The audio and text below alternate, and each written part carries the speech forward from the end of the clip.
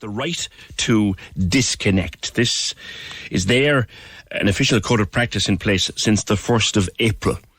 And what it effectively means, it's under a thing called the Workplace Relations Act of 2015.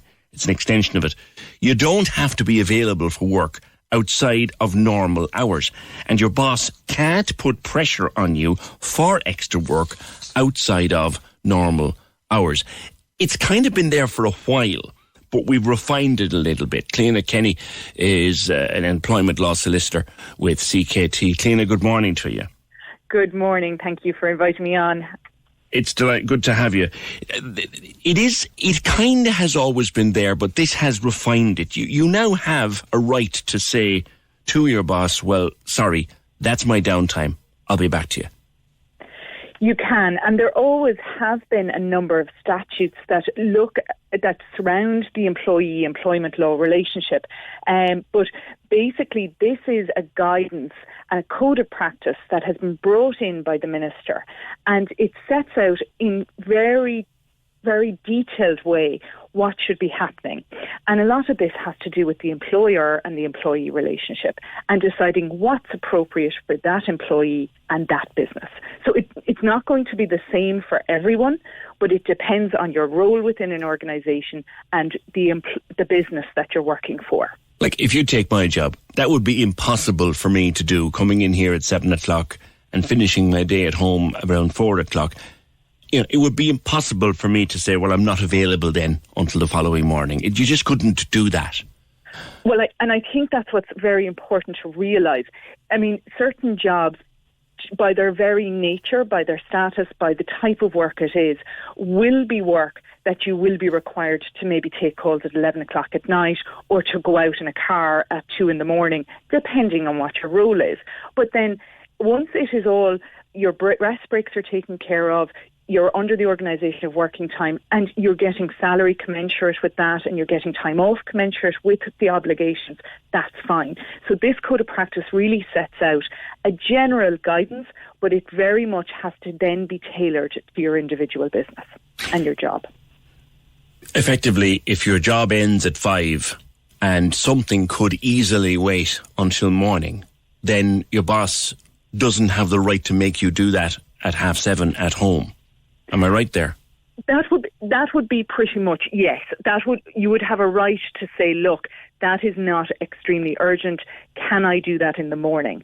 And I mean, a lot of these things, this right to disconnect is only going to be a problem usually when there's other problems in the relationship.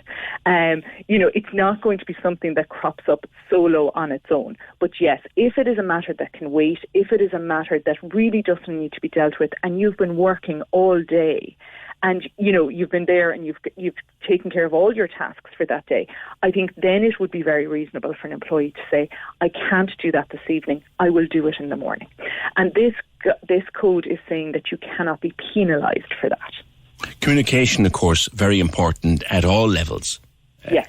When putting a plan in place as to how this will work. So effectively, would this be something written into a contract of employment, or would it be written into a workplace, if you like, what's the word I'm looking for? Handbook, a type of handbook. Yes. And that's where, I think our team here would recommend that it would be put into the handbook.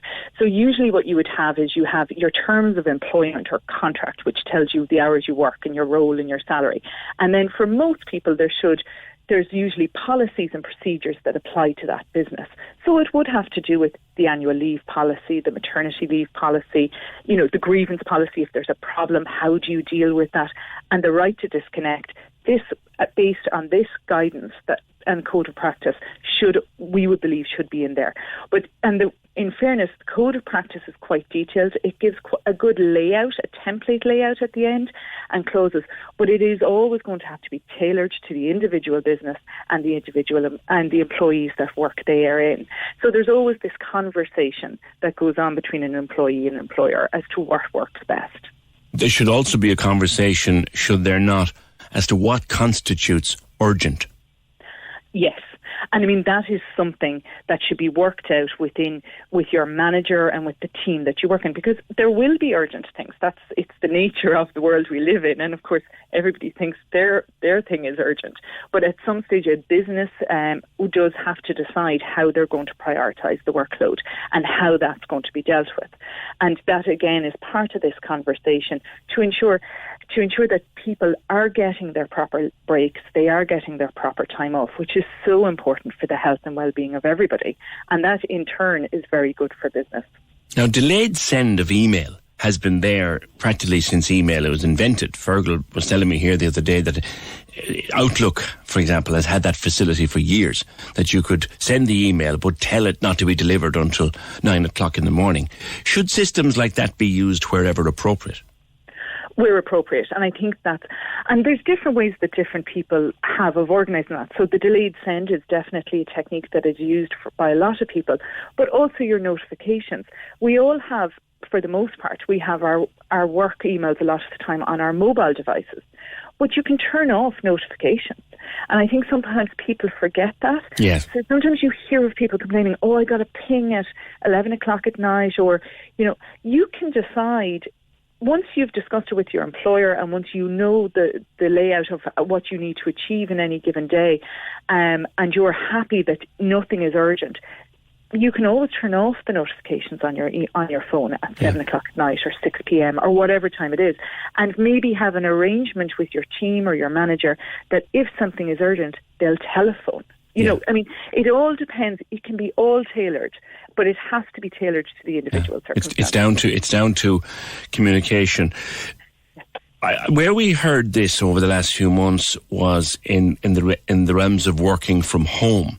So the person has the office set up on the dining room table and they're working there and they clock off at 5 o'clock, and the attitude of some boss will be, sure, listen, you'll stay there, won't you? You're only at home anyway. You'll stay there till 6, won't you? You'll do this for me. I need this done. And you say, well, I shall do it in the morning because I can't do it now. And that causes tension. It can be abused when you're working from home. It can, and this is why this code of practice is so timely, because it has come after we've now had this great revolution in working from home and this huge leap forward in relation to how we do work. I mean, it was forced upon us by the pandemic, but we have found very effective, very efficient ways. Now, some not so efficient and not so effective, but for the most part, people, after a year of this, have managed to figure out what works and what doesn't work. And I certainly know that's very common in my job at the moment. We figured out what works and what doesn't work. So yes, if you're at home, there is this element, you're at home anyway. There was a bit of, because we're in level 5, well, sure, can't you do it at the weekend? Sure, you're not going to be going anywhere. And I mean, that isn't, you are still entitled to downtime. You're entitled to your breaks. You're entitled to your family time. And it is where it oversteps the mark and somebody feels taken advantage of, that's where the problem arises. And if it's left to fester, it becomes a much bigger problem. So yes, I mean, particularly with the working from home, there should be very clear guidance from the employer as to what's expected and not. Now, sometimes it may suit somebody to turn back on the laptop at 7 p.m. or 8 p.m. if the kids are in bed, or whatever you had to do that evening is done, because you may have taken a longer break in the middle of the day to take care of some domestic or personal issues. Flexible hours. There's give and take. Yeah. And I think that is what is so important, that the conversation is had. And I think this code of practice gives a great template and jump start to the conversation that needs to be had. Okay. If you need to make a complaint, how do you start? So if you need to make a complaint, the first thing anybody should do is look at their own handbook and policies for the company they work for. So we would always recommend, and there should be a guidance procedure. If there isn't, you need to go probably and ask the HR or the manager if there is a guidance procedure, and read it and make sure that you're following the procedure that's laid down by your particular employer. Usually it will start with a very informal conversation with your manager. If you're not getting anywhere with that, it then is usually escalated to a much more senior person. And if you're not getting anywhere in informal talks, then usually you would make a written complaint. If that is not being dealt with appropriately or in line with the policy, you can then make a complaint to the WRC, the Workplace Relations Commission. And the Workplace Relations Commission have adjudicators, essentially they're a quasi-legal function, and they will hear your complaint and they can make awards on foot of it. So that's how you do it. But normally, as I said, these things won't happen in a vacuum. The right to disconnect probably won't happen in a vacuum. It'll be part of a much larger complaint where there's a number of things that have probably gone wrong in the relationship. Lastly and briefly, I think the next step, and this is being looked at, the next step, isn't it, a right to ask and be granted the green light to continue working from home after the pandemic? That's being discussed. It is, and I suppose, as I said, because we've made such a quantum leap in the last year, I think businesses and employees have found at this point the advantages and the disadvantages of working from home.